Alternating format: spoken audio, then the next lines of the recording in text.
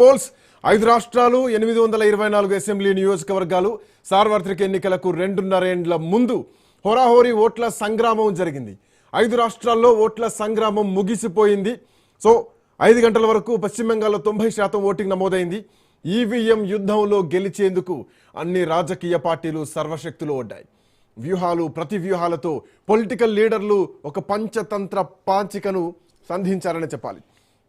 అటు పశ్చిమ బెంగాల్, ఇటు తమిళనాడు, అటు అస్సాం, కేరళ, పుదుచ్చేరి ఓట్ల యుద్ధం పరిసమాప్తం అయిపోయింది. ఈవీఎం బాక్సుల్లో నేతల భవితవ్యం నిక్షిప్తమైంది. మే 4న 5 రాష్ట్రాల ఫలితాలు వెలువడబోతున్నాయి. 5 రాష్ట్రాల్లో గెలిచేందుకు అన్ని పార్టీల ప్రచారం హోరాహోరీగా సాగిందని చెప్పడంలో ఎట్లాంటి సందేహం లేదు. ఢీ అంటే ఢీ అన్నట్టుగా అటు కాంగ్రెస్, ఇటు భారతీయ జనతా పార్టీ, పశ్చిమ బెంగాల్లో టీఎంసీ, ఇటు తమిళనాడులో డిఎంకే, సిపిఎం, కేరళలో మొత్తం అందరి నేతల మధ్య డైలాగ్ వారే పేలింది. 5 రాష్ట్రాల్లో పాగా వేసేందుకు భారతీయ జనతా పార్టీ శతవిధాల ప్రయత్నం చేసింది. కాంగ్రెస్ ముక్త్ భారత్ అంటూ కూడా ప్రచారం చేసింది. బట్ ఈసారి భారతీయ జనతా పార్టీ పరిణామాలు ఎట్లా ఉండబోతున్నాయి, ఏంటి, బీజేపీ లీడర్లు ఎట్లా గురిపెట్టారు, ఇవన్నీ కూడా కొంచెం ఇబ్బందికరమైనటువంటి పరిస్థితులు కనిపిస్తున్నాయి. ఎవరికి ఎట్లాంటి పరిణామాలు ఉండబోతున్నాయో దీదీని ఓడించేందుకు ఎత్తులు వేశారు. తమిళనాడులో అన్నా డిఎంకేతో పొత్తు పెట్టుకున్నారు. ఇక కేరళలో కాషాయ శ్రేణులు పుంజుకోవడంతో ఎల్డీఎఫ్, యూడీఎఫ్కు ఒక టెన్షన్ అయితే పట్టుకుంది. సో ఇప్పుడు ప్రభుత్వాన్ని ఎవరు ఏర్పాటు చేస్తారు, అత్యంత ఖచ్చితమైనటువంటి ఎగ్జిట్ పోల్స్ అందించడానికి రాజ్ న్యూస్ సిద్ధంగా ఉంది. పంచతంత్రం కార్యక్రమంతో ప్రతిరోజు ఆయా రాష్ట్రాల్లో ఉన్నటువంటి రాజకీయ పరిణామాలు ఏంటి, ఆయా రాష్ట్రాల్లో ఎట్లాంటి పరిణామాలు ఉన్నాయి, సో ఇవన్నీ కూడా రాజ్ న్యూస్ అందిస్తోంది. ఎగ్జిట్ పోల్స్ కేరళ చూస్తున్నాం. 140 స్థానాల్లో exit polls Raj news screen పైన చూడొచ్చు.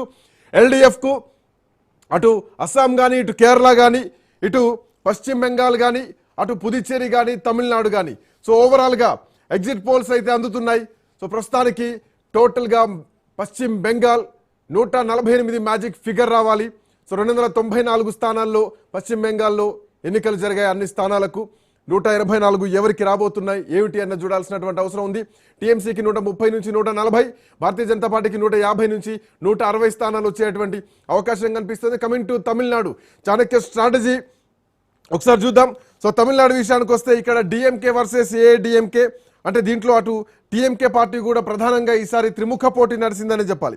సో ఎవరికి ఎలాంటి పరిణామాలు ఉండబోతున్నాయి. సో తమిళనాడు విషయానికి వస్తే కనుక ఏఐడిఎంకేకు 50 నుంచి 65 స్థానాల్లో అవకాశాలు కనిపిస్తున్నాయి. టీవీకే తమిళ వెట్రగం పార్టీ నుంచి విజయ్ పోటీ చేశారు. విజయ్ అన్ని స్థానాల్లో పోటీ చేయడం జరిగింది. సో ఇట్లాంటి నేపథ్యంలో 230 స్థానాల్లో 234 స్థానాలకు విజయ్ పోటీ చేశారు. విజయ్కి 13 నుంచి 18 సీట్లు వచ్చేటువంటి అవకాశం ఉంది అన్నట్టుగా ప్రస్తుతానికైతే మనకున్నటువంటి ఒక రిపోర్ట్. రైట్, ఇదే చాణక్య రిపోర్ట్ని మనం ప్రస్తుతానికి ప్రస్తావిస్తున్నాం. తమిళనాడు అసెంబ్లీ విషయానికి వస్తే డిఎంకేకి 145 నుంచి 160 స్థానాల్లో. సో ఇక్కడ ఖచ్చితంగా డిఎంకే మళ్ళీ అధికారంలోకి రావడానికి ఆల్మోస్ట్ లైన్ క్లియర్ అయినట్టే కనిపిస్తోంది. ఏఐడిఎంకే విషయానికి వస్తే సో మహిళా రిజర్వేషన్ బిల్ ఒకటి, డీలిమిటేషన్ ఒకటి, తమిళనాడులో ఆ 4 రోజులు జరిగినటువంటి ఎఫెక్ట్ మొత్తం కూడా ఎన్నికల వాతావరణాన్ని మార్చేసింది. బహుశా అది ఏఐడిఎంకేకి ఒక పెద్ద దెబ్బగా తగిలినట్టు స్పష్టంగా కనిపిస్తోంది. సో తమిళనాడులో 145 నుంచి 160 స్థానాల్లో డిఎంకే కూటమి మళ్ళీ ప్రభుత్వాన్ని ఏర్పాటు చేసే దిశగా కనిపిస్తోంది. చాణక్య సర్వే ఇస్తున్నటువంటి రిపోర్టు ప్రస్తుతానికి రాజ్ న్యూస్ స్క్రీన్ పైన చూడొచ్చు. మోరోవర్ అటు డిఎంకే 42 నుంచి 46% ఓటు బ్యాంకును సాధించుకుంటూ ఏఐడిఎంకే 36 నుంచి 40%, టీవీకే 12 నుంచి 16% ఉండేటువంటి పరిస్థితులు తమిళనాడులో కనిపిస్తోంది. సో టీవీకే బోని కొట్టినట్టుగా కనిపిస్తోంది. బట్ అధికారంలోకి వస్తామనుకున్నాం, అధికారంలోకి వచ్చేటువంటి పరిస్థితులు అయితే కనిపించలేదు. ఎందుకంటే అక్కడ డిఎంకేకు పెద్దగా ప్రజా వ్యతిరేకత ఎక్కడ కనిపించలేదు. ఈవెన్ పంచతంత్రం కార్యక్రమంలో రాజ్ న్యూస్ ప్రత్యేక కార్యక్రమంలో కూడా చాలా సందర్భాల్లో మాట్లాడడం జరిగింది. ఎక్కడ కూడా పెద్దగా ప్రజా వ్యతిరేకత ఏమీ లేదు. పొలిటికల్ వ్యతిరేకతలే ప్రధానంగా తమిళనాడు రాజకీయాల్లో క్రియాశీలకంగా మారాయి. ఇక నెక్స్ట్ కమింగ్ టు పశ్చిమ బెంగాల్, ఈరోజు జరిగినటువంటి పశ్చిమ బెంగాల్ తుది రిపోర్ట్ వరకు చివరిగా జరిగినటువంటి 5 గంటల వరకు ప్రస్తుతానికి ఉన్నటువంటి మన రిపోర్ట్ ప్రకారం 90% ఓటింగ్ జరిగింది. సో ఇది ఇంకొకటి 2% పెరిగేటువంటి అవకాశం ఉంది. సో ప్రస్తుతానికి ఉన్న వాళ్ళు కూడా ఇంకా క్యూ లైన్లో ఉన్నారు కాబట్టి సో పూర్తి పోలింగ్ శాతం బయటికి రావడానికి మోస్ట్లీ ఇంకొక 1-2 అవర్స్ పట్టేటువంటి అవకాశం ఉంటుంది. సో వెస్ట్ బెంగాల్ ఇక్కడ దీది గెలిస్తే ఢిల్లీని టార్గెట్ చేస్తా అన్నారు. ఖచ్చితంగా నెక్స్ట్ టార్గెట్ బీహార్ తర్వాత వెస్ట్ బెంగాల్ అని చెప్పేసి అమిత్ షా అన్నారు. ఆల్మోస్ట్ ఒక ప్రధానమంత్రి ఒక ముఖ్యమంత్రి స్థాయిలో స్ట్రీట్ వార్ చేశారు, స్ట్రీట్ ఫైట్ చేశారు. దీనికి పోటాపోటీగా ప్రధానమంత్రి కూడా ప్రచారం చేశారు. సో ఎట్లాంటి పరిణామాలు ఉండబోతున్నాయో రాజ్ న్యూస్ స్క్రీన్ పైన ఎక్స్క్లూజివ్గా చూడొచ్చు. భారతీయ జనతా పార్టీ 150 నుంచి 160 స్థానాలు గెలుస్తాయన్నట్టు రిపోర్ట్స్ వస్తున్నాయి. అయితే ఇక్కడ తృణమూల్ కాంగ్రెస్ 130 నుంచి 140 స్థానాలు గెలిచేటువంటి అవకాశం ఉంది అన్నట్టుగా వినిపిస్తోంది. బట్ చూడాలి ఏమైనా, ఎందుకంటే హర్యానా సమయంలో కూడా హర్యానాలో కాంగ్రెస్ పార్టీ గెలుస్తుందని చెప్పేసి చాలా ఎగ్జిట్ పోల్స్ రావడం జరిగింది. Exit polls are not at all and exact polls, but కొన్ని ఒక పర్టిక్యులర్ కొంత శాంటిటీ ఉన్నటువంటి సర్వే సంస్థలు చేస్తున్నటువంటి ఎగ్జిట్ పోల్స్ కాబట్టి సో ఖచ్చితంగా దానిపైన మాట్లాడాల్సి వస్తూ ఉంటుంది. సో ఇక కాంగ్రెస్ పార్టీ యాజ్ యూజువల్ చాలా కాలం అయిపోయింది ఇక్కడ కాంగ్రెస్ పార్టీ అధికారం కోల్పోయి, ఆ తర్వాత లెఫ్ట్ పార్టీలు, ఆ తర్వాత తృణమూల్ కాంగ్రెస్ పార్టీలు అధికారంలో ఉన్నాయి. ఆల్మోస్ట్ 25 ఏళ్ల పాటు ఒక్కొక్కరు పరిపాలించినటువంటి చరిత్ర ఉంది. సో అట్లాంటి కాంగ్రెస్ పార్టీ ఇక్కడ 2 నుంచి 4 స్థానాలు, సో అది కూడా చెప్పలేము ఎట్లాంటి పరిణామం ఉండబోతున్నాయి. ఉదాహరణకి 294 స్థానాల్లో ఉన్నటువంటి పరిస్థితుల్లో స్థానాల్లో ఈసారి బీజేపీ 150 నుంచి 160 చూపిస్తే తృణమూల్ కాంగ్రెస్ 130 నుంచి 140 చూపిస్తుంది. బట్ చెప్పలేము, ఎందుకంటే ఈ రోజు జరిగినటువంటి ఎన్నికల ఫేజ్ చూస్తే కనుక ఈ రోజు జరిగినటువంటి సెకండ్ ఫేజ్ మొత్తం కూడా దీది బెల్ట్. సో ఇక్కడ ఏమైనా జరగవచ్చు. సో అటు కుడి ఎడమ కూడా వాట్ ఎవర్ ఏదైనా ఎక్స్పెక్ట్ చేయొచ్చు. అయితే భారతీయ జనతా పార్టీ ఈసారి కొంత ఓటు బ్యాంక్ పెంచుకునేటువంటి అవకాశం కనిపిస్తోంది అన్నట్టుగా మనకున్నటువంటి సమాచారం. ఎందుకంటే బీజేపీ ఈసారి ఆల్మోస్ట్ ఒక 40-43% ఓటు బ్యాంక్ సాధించుకునేటువంటి పరిణామాలు కనిపిస్తున్నాయి. తృణమూల్ కాంగ్రెస్ సో కొంత పటిష్టంగానే ఉంది, ఎందుకంటే ఇక్కడ సర్ప్రక్షాళన జరిగిన తర్వాత ఎన్నికలు కాబట్టి ఇక్కడ ఓటింగ్ పర్సెంటేజ్ కూడా భారీగా పెరిగింది. గతంలో ఎన్నడూ లేనంతగా 1970s నుంచి ఇప్పటి వరకు ఎప్పుడూ లేనంతటువంటి ఓటింగ్ ఒక ట్రాక్ రికార్డ్ క్రియేట్ చేసిందని చెప్పాలి. Almost 90% voting. ఈవెన్ ఫస్ట్ ఫేజ్లో అంతే, సెకండ్ ఫేజ్లో అంతే. సెకండ్ ఫేజ్ బహుశా ఇంకొకటి 2% పెరిగేటువంటి అవకాశాలు కూడా కనిపిస్తున్నాయి. కమింగ్ టు కేరళ అసెంబ్లీ ఎన్నికల గురించి మాట్లాడుకోవాలా. సో కేరళ అసెంబ్లీ ఎన్నికల్లో సో ఎల్డిఎఫ్ యూడిఎఫ్ మధ్యలోనే ఈ చర్చ జరిగింది. సో ఎట్టి పరిస్థితుల్లో ఎల్డిఎఫ్ యూడిఎఫ్కు ఎట్లాంటి పరిణామాలు పోతున్నాయి ఈసారి ఖచ్చితంగా యూడిఎఫ్ ఎందుకంటే గతంలో 2 దఫాలుగా ఎల్డిఎఫ్ అధికారం ఉంది, పినరయ్ విజయన్ అధికారంలో ఉన్నారు. సో ఈసారి ఎన్నికల ముందు కూడా చాలా పరిణామాలు ఉన్నాయి. ఇక్కడి నుంచి కాంగ్రెస్ పార్టీ తెలంగాణ ముఖ్యమంత్రి కూడా కేరళకి వెళ్ళి ప్రచారం చేశారు.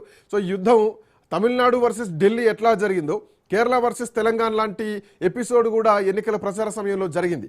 సో ఇక్కడ చాణక్య సర్వే ఇస్తున్నటువంటి రిపోర్ట్ చూస్తే కనుక 58 నుంచి 64, ఎల్డిఎఫ్కు, యూడిఎఫ్కు 72 నుంచి 80%, ఎన్డీఏకు 1 నుంచి 3. సో యాజ్ ఎక్స్పెక్టెడ్ గతంలో రాజ్ న్యూస్ కూడా చెప్పడం జరిగింది 1 నుంచి 5 స్థానాలు రావచ్చు అన్నటువంటి అంచనాలు కూడా పంచతంత్రం ప్రత్యేక కార్యక్రమంలో మనం చాలా సందర్భాల్లో మాట్లాడడం. బహుశా అదే సీన్ కనిపిస్తుంది. బట్ ఎల్డిఎఫ్కు కొంత అంచనాలు ఎక్కువగా ఉండేటువంటి అవకాశాలు కూడా చెప్పలేం. దర్ ఈజ్ ఎ ఛాన్స్ ఎల్డిఎఫ్కు. బట్ చూడాలి, ఈ పోటాపోటీ నెక్ ఆఫ్ ది మూమెంట్ మాత్రం కనిపిస్తోంది.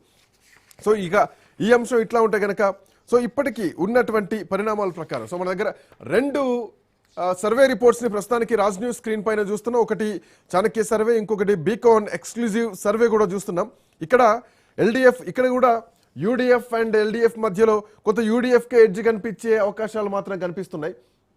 ఎందుకంటే యూడిఎఫ్ ఈసారి 76 నుంచి 81 స్థానాల్లో గెలుస్తుంది అన్నటువంటి ధీమా వ్యక్తం చేయడం జరిగింది. సో ఆల్మోస్ట్ ఇంచుమించు సేమ్ దగ్గరగానే కనిపిస్తోంది. సో యూడిఎఫ్ ఈసారి అధికారంలోకి వచ్చేటువంటి అవకాశాలు కూడా ఎక్కువగా కనిపిస్తున్నాయి. ఎల్డిఎఫ్ 57 నుంచి 62 స్థానాల్లో ఉన్నట్టుగా కనిపిస్తుంది. బట్ ఏదేమైనా కానీ ఇక్కడ కావాల్సినటువంటి మ్యాజిక్ ఫిగర్ 71. బట్ వస్తున్నటువంటి సర్వే రిపోర్ట్ల ప్రకారం ఈసారి యూడిఎఫ్కు కొంత అధికారం వచ్చేటువంటి అవకాశం ఉంది అన్న పాయింట్ కూడా కనిపిస్తుంది. ఎందుకంటే కేరళను కాంగ్రెస్ పార్టీకి ఉన్నటువంటి ఏకైక ఆప్షన్ కేరళ మాత్రమే. కేరళకి హోప్ ఎక్కువగా ఉంది. అందుకే అటు అస్సాం కంటే కూడా కేరళ పైన ఎక్కువగా కాన్సన్ట్రేట్ చేశారు. కేరళలో ఎట్టి పరిస్థితుల్లో గెలవాలన్నటువంటి ఉద్దేశంతో కాన్సన్ట్రేట్ చేసింది మాత్రం స్పష్టంగా కనిపించింది. సో ఈ అంశాలు ఇట్లా ఉంటే కనుక ఇక దీంట్లోనే తమిళనాడు బీకాన్ సర్వే ఇస్తున్నటువంటి రిపోర్ట్ను ఒకసారి చూస్తే కనుక తమిళనాడులో డిఎంకే కూటమి 119 నుంచి 124 స్థానాలు. అంటే ఇక్కడ కావాల్సింది కేవలం 118 మాత్రమే మ్యాజిక్ ఫిగర్. సో మ్యాజిక్ ఫిగర్ను దాటి ఇక్కడ డిఎంకే వచ్చింది, అటు భారతీయ జనతా పార్టీ ఎన్డీఏ కూటమి ఏఐడిఎంకే ఎన్డీఏ కూటమిలో ఉంది. మోరోవర్ ఇక్కడ గెలవడం కోసం ఏకంగా రాష్ట్ర అధ్యక్షుడినే అన్నామలైనే తప్పించేసి నైనా నాగేంద్రన్కు అక్కడ రాష్ట్ర అధ్యక్ష బాధ్యతలు అప్పగించారు. బట్ ఇక్కడ ఇంకొక పాయింట్ ఏంటంటే అన్నామలై కేవలం ఎన్నికల ప్రచారానికే పరిమితం అయ్యారు తప్ప ఇక్కడ ఆయన కనీసం టికెట్ కూడా రాలేదు, కనీసం బీఫామ్ కూడా ఇవ్వలేదు. అది కొంత భారతీయ జనతా పార్టీకి బాగా ఎఫెక్ట్ అయింది తమిళనాడులో అని చెప్పడంలో ఎట్లాంటి సందేహం లేదు. బట్ అయినా కానీ తమిళనాడులో డిఎంకే మళ్ళీ అధికారంలోకి వచ్చేటువంటి అవకాశం కనిపిస్తోంది. ఎన్డీఏ